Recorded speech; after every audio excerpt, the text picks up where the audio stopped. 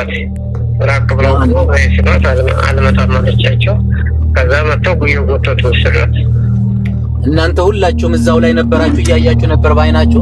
እዛው ነበር። እንዲያውም አንድ የጅቧ ልጅ አለ አቢ የሚባል እሱ ነበረ።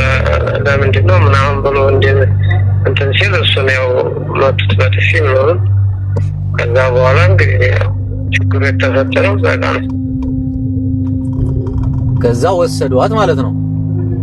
ከዛ ወሰዷት። ከዛ ያው እየጮኸች ያው ድንጋይ ነው የሚከልለን ርቅነን ምናምን ያለው ውሸቱ ነው።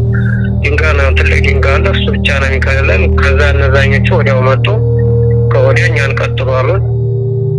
ከዛ በኋላ እንግዲህ እየጮኸች ነበረ። ያው እጇን ዞር ብለን ስናያት እጇን ይዘዋታል፣ ሁለቱን ግጥም አድርገው እየጮኸች እኛን ቀጥሉ አሉን። ቀጠልን ማለት ነው። አለፍ አደረጉና ትንሽ አስቀመጡን፣ አንድ 30 ደቂቃ ምናምን። ከዛ በኋላ ቀጠልን ወደ ካምፑ ማለት ነው።